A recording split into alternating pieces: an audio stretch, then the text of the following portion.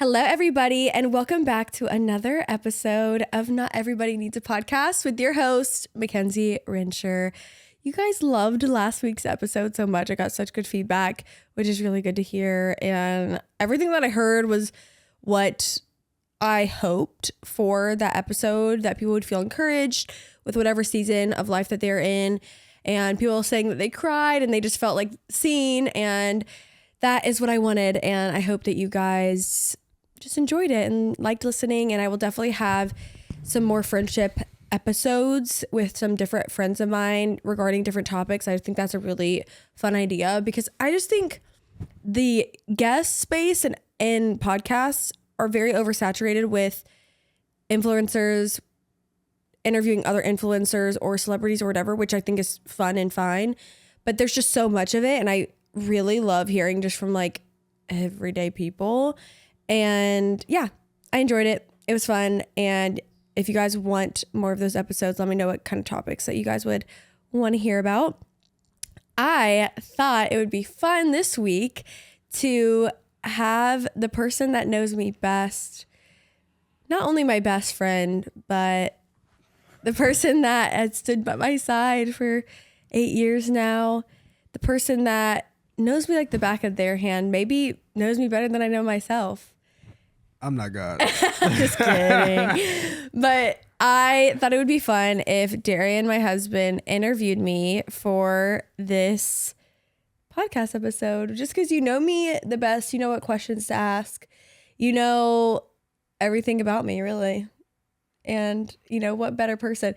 And also no one ever asked me to come on their podcast. So really, this is the perfect opportunity to get these questions out. Sometimes I just don't even, you get other people's perspective of what they want to know whenever you hear them on another. Because I'm not going to talk about things that people would want to hear typically, I did. My intrusive thoughts has to get this out because it made me laugh. Because I do think the episode was like a very homey, like normal episode. And I like what you're saying because I think ultimately, hopefully people tune in for you and you can obviously bring more people in. Like with your mom, maybe my mom, she wants to get on the pod. Shout out Gigi. But it's cool to kind of see like the normal parts of people's lives. Like they're obviously interested in you and you kind of bring them alongside like more layers. But I did laugh in my head when you said it was like a normal episode when Marissa was on there. I'm like, okay, obviously, but we didn't talk about anything like that. We didn't talk about. I'm just saying like that was it. Just made me laugh. I was like, well, besides Marissa. Okay, yes, besides, but I just meant like a friend group. Like it's not a influencer doing it because Marissa's not even an influencer. She doesn't even make content like that. She is famous though. Yeah, but it's not like, I guess. But what you mean? Somebody's like on TikTok creating content every day. Yeah, and where you're asking them questions like, what is it like being Trevor Lawrence's wife? Like, blah, blah, blah. Like, we did not talk about that. It was solely about friendship. I love that. And you've been here for the come up too. So that's what makes it special. But my turn. So today, guys, we are here interviewing a good guest. Somebody I known for a long time. I find her funny, attractive, beautiful, kind of all the things. Oh. Purr. What? She has. She's from Columbus, Ohio, by way of Columbia, South Carolina. Met her at a church camp. Thought she was cool. And I've seen her grow into a beautiful woman. Now she has 2 kids by a nice young man. Am I young? I'm 27. No, you're old. Nice young adult. And so now we're here today. I think there's a lot to talk about. You're successful. You're an entrepreneur. You are an event planner. Shout out to the event. You know what I'm saying? You're a mom of 2. You're a mother. You're a daughter, a sister. What other titles do you hold? You're a good friend. Yeah, I think that's all your titles. Thank you so much for having me. I'm honored. Yeah, thank you. Thank you for being here. Thank you for coming to my house. Today I want to talk about really the first thing is, how do you feel about where you are in life right now? Oh, wow. Broad. Well, to be honest, today I'm on the verge of a crash out for sure. And I think it's good to be honest about that. I honestly had a very hard morning this morning, which I actually wanted to talk about this before we even started doing this segment, but here she goes talking about the mold, but hello, it's part of my everyday life. I got some of my toxin tests back. It was only half of the test. the other like mold portion hasn't come back yet. And I was high in 3 of these different toxins. And so I did my research on them, and they're all like, it all seemed to me like we were going to get answers from this. So I'm getting all excited. I'm like, oh, yay. Like, we finally feel like we have answers. Like, I'm not crazy. The brain fog and the sinus issues and the whatever, like, we're going to get answers. And I can come get an air quality guy out here, test for gas or whatever if we have a leak. Maybe something in our water. I feel like I'm actually starting to boil all down. Okay. So I get on the phone call with my holistic doctor, and she's like, I'm thinking she's like, oh my gosh, like, we got to get this tested, and you can get answers. She's like, oh yeah, this is like, we see these come up in a lot of people's tests, and this is just from the natural stuff. I mean, you have to put flame retardants in furniture and clothing legally, and it's really toxic, and so that could just got in your blood from that, or like breathing the outside air with airplanes. Basically, she told me it's really nothing. Yeah. And I'm not gonna lie, you would think that would be an amazing thing. No, I was like honestly devastated when she told me that, because I thought that I was just gonna get an air quality guy out here, test our air, and call it a day. And unfortunately, it's gonna take even more testing, and hopefully when we get the mold testing back from the toxin area, we can figure out from there where to go. Because if I do have high mold, then we can just say like, okay, yeah, we know there's mold in our house. So we'll get this other test that's really expensive that they have to come out. It's a 3-hour test. They use this $40,000 machine and go through every single one of your walls and your flooring to see if there's mold. But it's pointless to do that until that test comes back. So I'll just live in hell until then, I guess. But to answer your question, I just had to get that off my chest, because honestly I forgot to bring it up at the beginning. That has been a huge dilemma in our family. Like, even before this episode started, Darian was like, living in this house, I feel like I'm going crazy. Like, my head hurts all the time. Yeah, it does. So that's really frustrating in this season of life.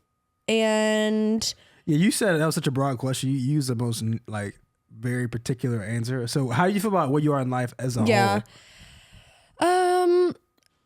I feel like 25. a blanket over it would be good. I do feel good on. What about under the covers? Oh, that's cute, actually. So under the covers. That's what. I keep wanting to refer to you like this in third person. I want to say like your daughter, but should I say our daughter? That's what Mackenzie's daughter says all the time. She wants to get under covers. I want to get undercover cuddle. I want to cuddle under covers. Yeah, under the covers. I definitely have days where I get very frustrated with myself, because I feel like I'm learning the same lessons over and over, and that can be very frustrating. As far as like what? Just getting a better sleep schedule, waking up and giving my first to God, however that looks like whether that's in prayer or sitting and reading. And I would love that to be like an hour of solitude every morning with him, but that's not realistic sometimes.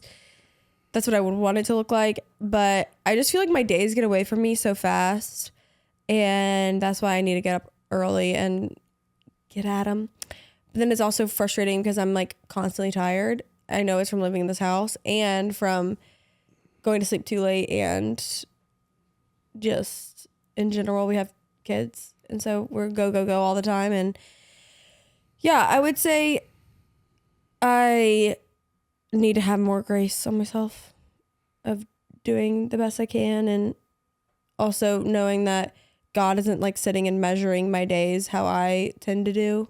Yeah. And that there's new mercies every morning, and I should, take that in a little more. But overall, I think I am doing good, and we live such a blessed life. I honestly need to focus on that more. Like, we don't have to worry about so much, and we don't have to worry about anything. Thank God. And we live a blessed life. We have babies that are healthy for the most part, and we have a beautiful marriage, and life is good. One of my favorite questions that I heard from one of our pastors, ever since then, it's like one of those questions that kind of makes you light up. I want to ask you, what do you feel like God is most happy with you about? Is that how you asked it? He said, who is he? Greg. Oh. Remember that one question he asked? Is that the way he phrased it? It's your question. I don't remember. Yeah, I just want to make sure I say it right. It's such a sweet way he asked it, but he was like, or yeah, what do you think God is most proud of you for right now? Is that like a biblical question? I don't think that's like the way it was worded. Or it might have been happy. It was something that like made me feel like good on the inside. But it's like basically, what is God most happy with you? Or like what does he love the most about you right now or something? Or is it what do you love most about yourself? Maybe it's what do you love most about yourself. But God was in the question. That's I know, but like I think it's because God loves us. So when we ask ourselves this question, most likely God loves what do you that. love most about yourself? Wow, that took a lot of different turns and twists, but love that we got to the ending. We landed here. We landed here. What do I love the most about myself? Why is it such a hard question to answer? It's because we're society. We're like, shame. We're our hardest critic most of the time. So that's honestly hard to answer. I would say, what do I love the most about myself? That I am willing to grow, probably. And I know that I'm not perfect, and I am quick to take criticism, I guess. Would you say that's true as my husband? Like when you come to me with criticism, like I'm not like, I don't do that. I'm like, I feel like I'm like, okay, yeah, I did get like snippy and I do have a bad attitude this week or whatever. I feel like that's probably good of me. Good job. Why is it? Wow. I think y'all should ask yourselves that question. What do you love the most about yourself right now? Because there's a lot of self-hatred in our society, and it's very frowned upon that if you accept a compliment from somebody that you accept it because it's like, oh, well, you're prideful or whatever. But if we're letting God love us and we actually believe that he loves us, like we can love ourselves. Correct. And it's not in a prideful way, of course, but you're not supposed to hate yourself or think that you're like, you're the head and not the tail. Scripture. Clock that. What in your regular day life, like recently, has made you smile the most? I think taking Beckham to her swim lessons every week. Now, let me tell y'all something about the swim lessons. Every single week, I want to not go. And let me tell you why. Because we have to get in the water with her. Who's we? Me. I have to get in the water with her. And it's this like warm toddler water. The edge is like, oh, I can feel it burning through my skin, like the chlorine. And you're just in the water. And you really have no other choice but to be so present. Oh, wait, did I tell you yesterday she jumped without me watching? And I had to rescue her. I'm of course never more than an inch away from her. But I was looking at the instructor. And they do the song, alligator, alligator on the wall, alligator, alligator, watch me fall. And they're supposed to fall. Yeah. So I'm like, all right, B, wait for the song. And she's turning. So I turn my head for 2 seconds. I hear plop. I'm like, Beckham, you're supposed to wait for alligator, alligator. But anyway, I had to rescue her. But she's just so amazing. She's the most amazing little girl. She's so smart. And just like hearing the little sentences that she comes up with, like right now she's really into saying, I think so. So I'd be like, all right, Beckham, do you want to go outside? Yeah, I do. I think so. Everything's just, I think so. And I think that's sweet. But yeah, our time together on Mondays has made me smile because you said every day, didn't you? Just like regular everyday life. Okay. Sorry. Yeah, that counts. Yeah. I would say Monday's intentional time with B because that's really my only intentional time with her. Because usually if I'm with one, I'm with the other. So that. In everyday life would be waking up and seeing you guys. Like your smiles and just like asking like, what y'all do this morning or whatever. It's just sweet. Yeah, she's I never knew what a 2-year-old would act like, but I just didn't think she would act like that in a good way. You know, I'm like, she's so much more. Like, you do a lot. Like you, little girl, you do a lot. You do a lot. And you got a lot of thoughts. You got a lot of opinions. Yeah, which is cute though, because I'm like, I just didn't expect two going on 3 to act like this. I don't know. I thought they'd be like. I thought she'd still be like, mommy, daddy, hungry. Right. Yeah. Meanwhile, she's like, I want string cheese. I want string cheese. I don't like that song. I'm like, wait, what? My favorite thing right now that she does too is that she'll be singing. She'll be like, I don't like that song. I'm like, then don't sing it. Like, why are you singing it then? No one's making you. She is she's definitely a blessing to our family. What about Kason? What's your favorite thing he's doing right now? He's just smiley. I love his smile. It's so contagious. I love his smell.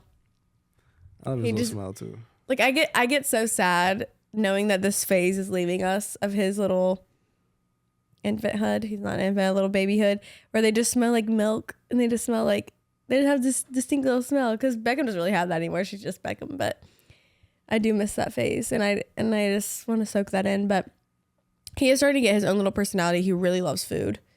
We went to the Clemson game this past weekend, which was fun, and we're like in the suite with food, and so someone had a chicken finger on their plate, and he was trying to reach for it, like fully reaching for it. But yeah, just watching him develop and his smile, and it's so contagious. You feel like you're a good mom? And if so, why? Yes, I can say confidently I am a good mom. I think that I care a lot about what's going into their mind, I don't know, my number one thing that I always want them to feel is loved and seen. And I know that they're growing up in a household where they'll feel that and they know they're cared for, and above all else, above their behavior or above what they can do or wanting to impress us, I know that they feel loved and seen by us. And even like when we get Kason in the middle of the night, like I always just think about, he always knows we're going to come. Like we've never let him sit and cry or whatever. He knows when I'm hungry, my mommy and daddy are going to feed me and I'm taken care of. And same with B. Like I just think about her anytime she's upset. I want mama. I want dada. Like that's the first thing she asks for. And she knows that we're her safe place. And yeah, I know that we prioritize our children knowing that they're loved and that they don't have to worry. Is there anything you want to give them that you didn't have growing up? Yeah, a lot. I would say stability. I would say financial stability and a dad and a mom that are together, that love each other, and they're able to see a loving home where we're not perfect. Like I'm sure they will witness some fights between the two of us. Right. But overall they know that like me and you love each other and that love conquers all. And I think it's so important for kids to be raised in a home where they see two people loving one another, and I want to give them that for sure. I didn't have that. I had that a little bit for a few years of life, the least important years. But then at like 6 and 7, I was going through it and didn't really get to see a happy relationship ever growing up. And specifically a healthy relationship where the people weren't perfect, but it was a healthy environment and healthy arguments and whatever disagreements, I guess. And yeah, number one would be stability. Amen. Is there anything when you thought about who you'd be 25 that you wish you thought you would have figured out by now that you don't? Quite literally everything. Not everything. No. Yes. The only thing that I thought at this age was I would be married with kids. And sure, I figured that out. But like I said at the beginning, there's so much that I feel like I'm still having to learn. And it's really frustrating because I thought by now I would be on the straight and narrow and have like this. I don't know. It's not that I thought I was going to have a perfect life ever, but I think I just like, I'm going to be like so patient then.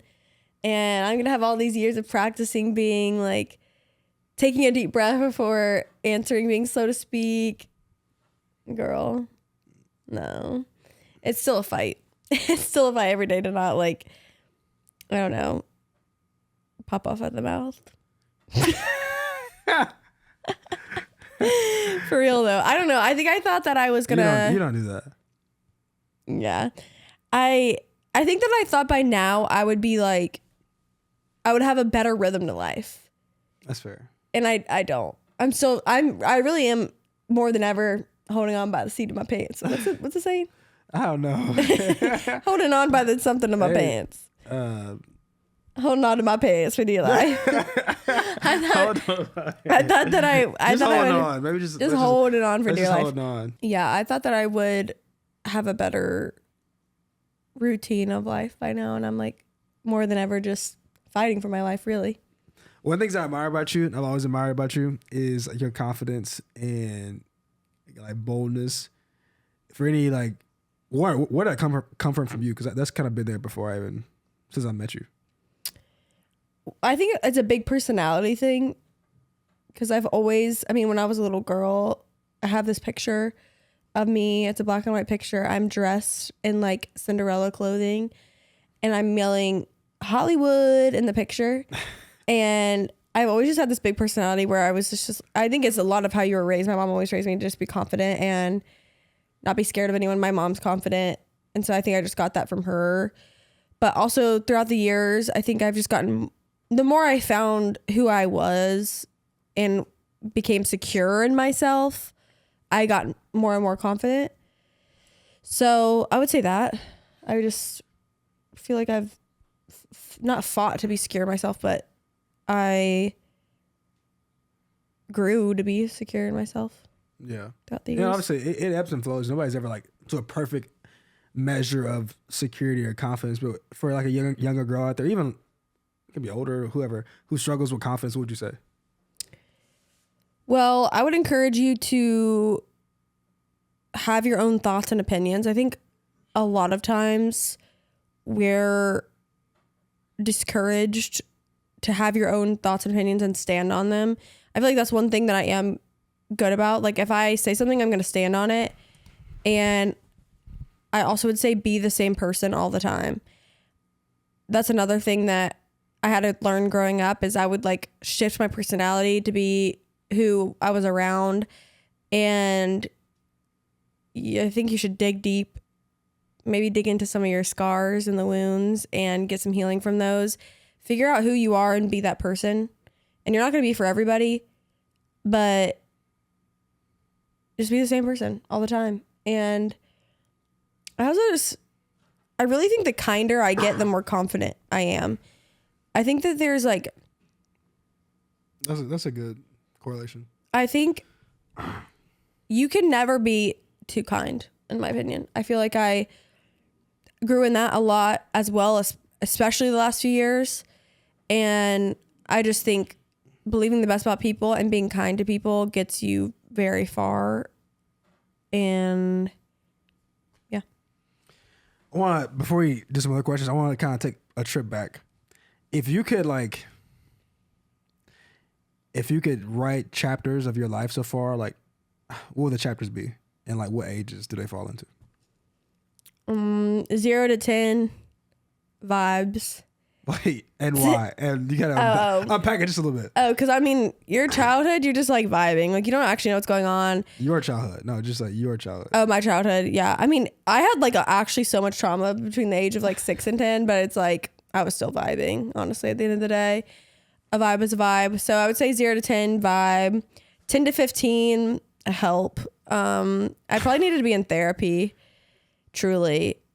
15 to 18 confused. I think I was like so many different versions of myself. I did not know who I was, but I thought I did. And I really bounced back and forth. Like I would go from like this Christian girl who like really wanted to follow Jesus and like was really trying to like do my best. And then honey, I would swing right on left or right, whatever way is the bad way. That's the way I swung. And I'd just be kissing everybody and getting drunk. And I was just confused. So that's probably that. 18 to 21, prideful. Ooh, tough years to look back on. Dare I say 18 to 22. I was a little prideful. But learning. Let's put prideful and learning. Yeah, because I was definitely learning a lot through those years and working through a lot in those years, but dang, I wish someone would like sat me down and been like, you're prideful and you care so much about what people think for what? Like no one cares, truly. So sit down That's what I wish I could go back and tell myself. Actually, 18 to 22, sit down. 22 to now, I would say growth and the true definition of love. Whew, I know y'all got chills. Wait, okay, I'll it. Okay, I think I've grown more in the last 3 years of being married than I have. I don't know. I don't want to say like a timeline. I've grown so much the last few years, and I feel like I've actually learned the true definition of love, whether that's in friendships, whether that's between me and you, the selflessness that comes with love, and the forgiveness that comes with love, and I don't know. I feel like I've just been like humbled, and in the best way, and I can say confidently now, I really don't care what people think about me. Of course I care. I think everybody does too. Yeah. I don't think anyone can fully be like, I don't care, because like you do. But I have a healthy relationship with my low lows and my high highs, and I'm proud of that. So those are the chapters. What chapter you feel like you're walking into a new chapter? You feel like you're in the same chapter? I'm still in the same chapter. Hit me up at 26. I might feel different. Okay. But I'm still in my growth era, always growing. And this next chapter, I want it to be called faithfulness. That's a good word. Why? And I hope it's from 26 to 100. Oh. Because I just want to learn to be more faithful. Like whether that's, people are going to clip this and say I'm a cheater. No. I'm just kidding. No, I just want to be more faithful in terms of just like consistently letting Jesus love me and consistently loving Jesus. And the scripture where it talks about he first loved us and so we can love him. Yeah. That's what I want to like mark my life, is like I let Jesus love me, and therefore I'm like the best version of myself, and because I'm allowing myself to be loved, I'm able to love. Yeah. And yeah, I just want that to mark my life. I don't even know if that's the definition of faithful. What you just said? Being faith-filled, I guess. And just not worrying. Like I'm so sick of like spending my life worrying when he tells us we don't have to. And yeah. Yeah, it's actually, I realize this. Yeah, it's not. I don't think it, because faith is obviously trust and belief in something. I think faithful is the act of continuing and being steady and consistent and showing up. That's that. Yeah. Mm-hmm. One of the things I like. Can we get into tea? Like, let me spill some tea. What tea do you want to spill? I'm like, what questions can I ask myself? Got it right here. I'm trying. I do got something coming up that I think will be good. I want to get into, basically, I feel like you're in peak form. So a man technically is peak 21. Women's peaks, they peak at 25. But I feel like there's a crazy stage, like really like college, high school years. Like a lot of young girls will figure themselves out. What do you feel like helps you get through those trenches? Figuring myself out? Yeah, I'm just like, I feel like because you made it here. Like a lot of people just don't like make it to the point where they're like here. I'd say not settling, whether that's with men or with friendships or with your job. Fair. What was your biggest heartbreaks?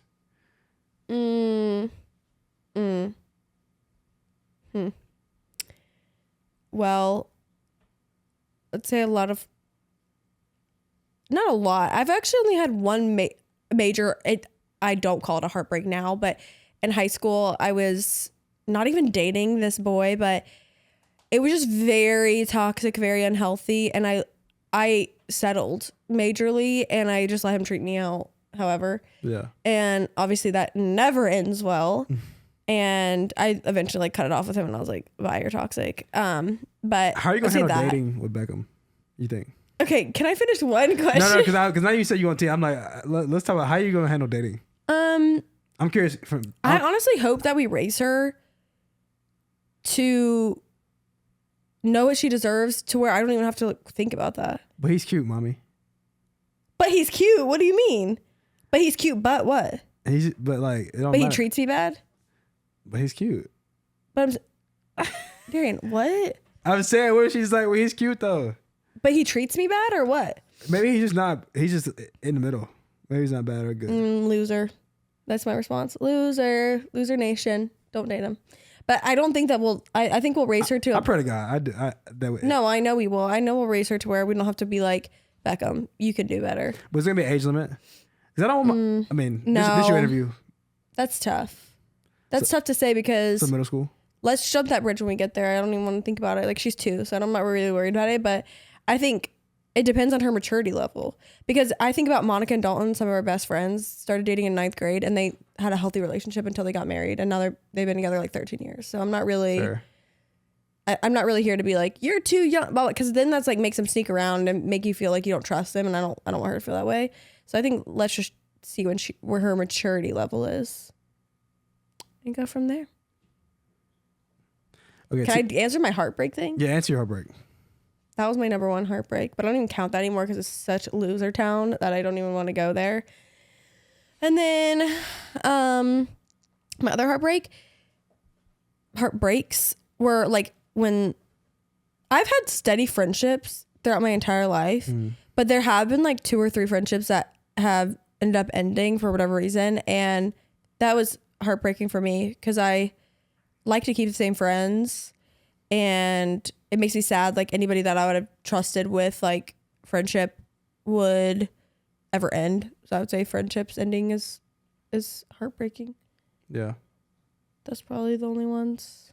Fair. You kind of broke my heart a few times too, but I'm still here. So it's kind of like I broke it but mended it, so it really is not a heartbreak. It's just kind of like a, what is it? Anytime we went on breaks, heartbroken. Ooh. Crying every night. I'm just kidding. I didn't cry every night, but I was like, okay, come back. It worked even out. though it was mutual. Go ahead. I think one of the things that I don't know, the internet sees, and like they get like teases every now and then. Like, what's your take on like your musical journey? Oh my God, nothing is my take on that. Cap. What do you mean? Do you want me to go back in time? No, I mean, I'm just saying, I think you like... I led worship. I did acting classes when I was younger. I thought that I was going to be a singer or an actor or both. I thought I was the next Sabrina Carpenter, to be honest.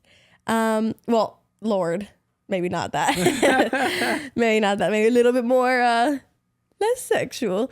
But I wanted to be a singer, and then I just never did it. And then that was the end of that. But I mean, I like singing. But realistically, like I've already talked about, what am I going to do? Go be on tour? Come on. Hey, maybe. Yeah, put the babies in a tour bus. Vroom, vroom. Never see my kids. Vroom, vroom. No, you would see your kids. We literally... Not in the world of today's pop stars. Like, you're literally go, go, go, go, go. You go from 0 to 100. I'm just saying. I'm either 0. Yeah, because I'm either nothing or I'm a pop star. I need y'all to... You need to do a cover song. Y'all pick I'm a song. good. Y'all pick a song, guys. Mackenzie sings like all the time. I went to a Hannah Montana concert whenever I was like 8 years old, and I asked my mom if we could leave, and I started crying because I wanted to be her. I think that sums up my journey. And my mom was like, baby, why are you crying? Like, you've been so excited for this concert. It was the Jonas Brothers and Hannah Montana, and I was like, I want to leave. And she's like, why? I was like, because I want to be her. I wanted to be on stage and be her. Darn. Thanks, deep. Dang. I do wish my mom, she did her best. She did what she could, but I wish she would have made me stick to something. Like, if I would have learned guitar or like piano, I think I would have made it far. But I'm saying you still can sing though. What about just the singing aspect? What is the point? I don't understand. I mean, what's Darian once every 3 months gets on this train of wanting me to sing and stuff, but I just don't. Okay, so then it gets comments, and then like what? I'm gonna go on tour. I mean, well, it's a lot more steps in between. Maybe you could just be no. It could just be a part of your like what you do. You do cover songs for fun, or you sing to your kids. I sing to my kids. I know, but I'm saying like, what was that? It was one TikTok audio. This mom like made like a cute little rendition of like, I forgot what song, but she was talking about the motherhood journey, and she was like made it like a little song, and she was singing. Oh yeah, I like her. Yeah, but I'm saying, like, I feel like you could do stuff like that. It's like, I just feel like to waste it, to not use it and not share it, to me is wasted. Okay. So y'all Next. should put cover songs in the comments, Next. in the DMs, and Next. let me know, let Mackenzie know which song I should make her do a cover song to. You gonna be singing like this. You know what's the audio? It's like you're singing. Yeah. Sing along now. Give him a tune note. Give him like a note. All right, what do you want to hear? Brent Fires. Not. Wait, what? Move on from this, bro. No, give people like a couple lines. Give him a song. Give him a tune. I can't do it. No, I really can't do it. I'm about to throw up. No, do it. No, I just got the wiggles. I got the wiggles in my tummy. Just do 2 lines of a song you like right now. Tell me the song first, like you do in an audition. Say, "Hey, I'm Mackenzie Rencher. This is always forever running back to you, running back to you, running back to you. You're always gonna be someone that I want." Spring into Summer by Lazy McAlpine. All right, move on from this. This is getting weird. Like, you're freaking me out. I'm about to walk away. That's what she do. She like, you said you should love yourself. Okay, but you're scaring me now. I'm not scaring. You did it. Good job. All right, moving on. What do you think is the biggest misconception about your life right now? Like through the internet's eyes or through? You can get both. I feel like a big misconception in general is that like content creators have it easy, which I'm not speaking for all of them because maybe some of them do have it easy. I think and again, please do not think I'm saying my job is hard. I'm not saying that. Everybody struggles with like juggling a lot of things at once. And I'm not saying that my job is hard. I have a very luxurious, amazing job, but it is hard to balance a lot of times. I think specifically because I am a mom of 2, I'm a full-time mom. I put out a podcast every week. I put a YouTube video every week. I try to edit 2 videos a day, and then I try to film 2 videos a day. And just like keeping up with all the platforms. And I'm also planning the event in June and maybe some other fun things in the future. And also having meetings about something else that I can't talk about. So I think like people don't really see all the aspects. They really just see the content that you're putting out and you're like, this is really easy. And I'm not saying that it's not, don't get me wrong. And I also think people struggle because some influencers really just do this and nothing else. But like I also am a mom. So I think probably just that like I sit around all day, I don't really know. Or that like we have it super easy, but it's not. Like we have like a lot of different aspects and layers of what we do. And yeah, I would probably say that. That's fair. Did you want to add? What was the other side of that? You said it from there. Another misconception, as far as I feel like that's probably the only misconception I would feel is from people that don't know me personally, maybe just know me through the internet. Because I don't think people in my life have misconceptions. Yeah, that's fair. On that same note, if somebody wanted to be a content creator, looking back, what would you tell somebody? Consistency is key. People like want to feel like they can rely on you to like be there.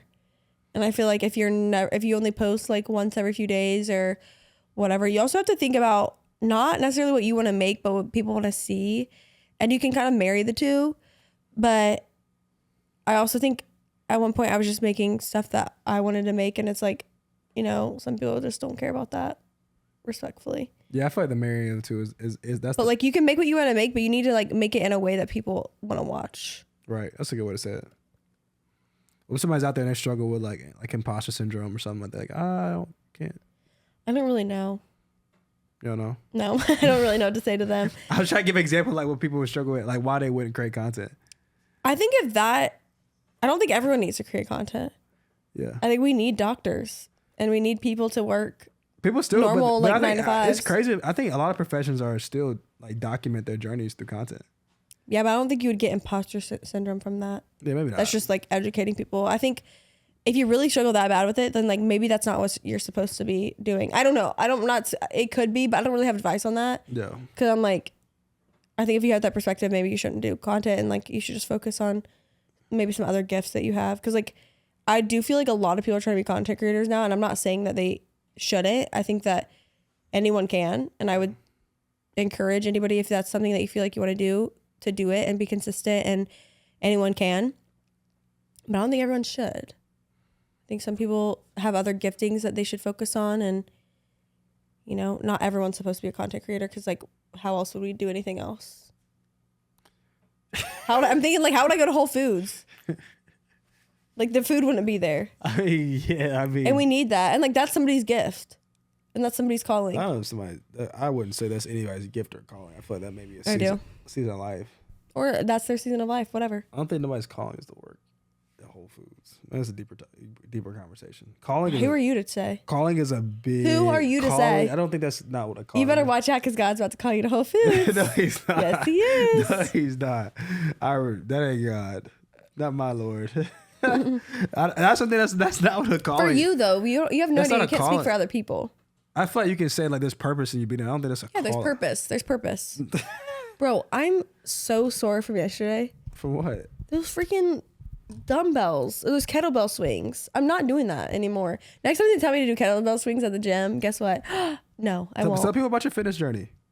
Oh, I'm glad you asked. That's why I brought it up. Maybe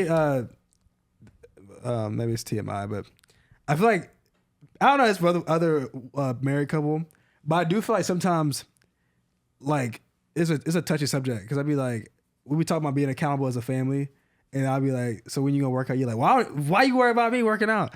You know what I'm saying? So just tell people. I never want Darian to speak another word to me about working out. But it's not fair though, because it's way more deeper than just, I really should be asking like, so I thought you was gonna work out today. And I really be telling you, don't worry about me. Genuinely. That's like, not even true though. No, it is true. I don't want to hear it from you. I don't. But that's what I'm saying. And I work out more than you. Cap. Oh, he's mad now. Cap. He's mad now. Because he had 1 week where she did work out way more than me. And then now I'm going to ride that wave for eternity. I actually do think it's important to hold each other accountable, because I did I'll be like, ugh, I really need to work out. And he'll be like, when are you working out? I'm like, oh, he wants to die.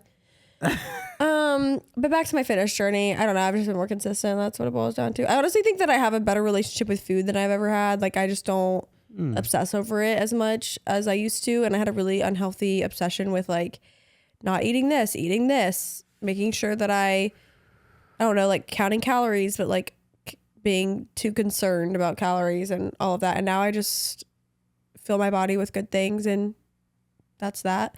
And I think I feel so much better when I work out, and just, I don't know, riding the wave of feeling better when I work out, especially when I feel so bad right now in this season of life. I'm like, working out is my escape. Where do you like want to go from here in life? I hope I can just keep doing what I'm doing now, and it's just like an elevated version. I try not to like put too much emphasis on growing, which, side note, me randomly getting 4,000 followers this week on Instagram, but I have no idea why. And I've been getting insane spam. Instagram pushes stuff to the end of the earth. They do that. But like, I don't think I got that from one reel. It was a couple. Who knows? I don't know. I've been so stagnant for so long. Like, I think I've been at like 149 for literally a year. Yeah. And it's fluctuated, and then I randomly just got a ton of followers. But let me tell you, I've gotten so much spam. I get like 20 spam messages. Not just spam, like it's like weird men. And I'm blocking hundreds a day. I'm surprised Instagram hasn't cut me off from the blocks. But yeah, I try not to focus too much on growth as far as like number wise. I really just want to feel like authentic, and I want to feel like when people tune into the podcast, they feel encouraged and they like laugh and have a good time. But as far as like my socials, I kind of feel the same way. Like, I want people to like feel like they know me, and like I'm just being authentic. Yeah. And I hope that just progresses throughout the years. But I would love to host events and bring people together, and yeah, more of that in the future. Mm-hmm. But not too much on the growth.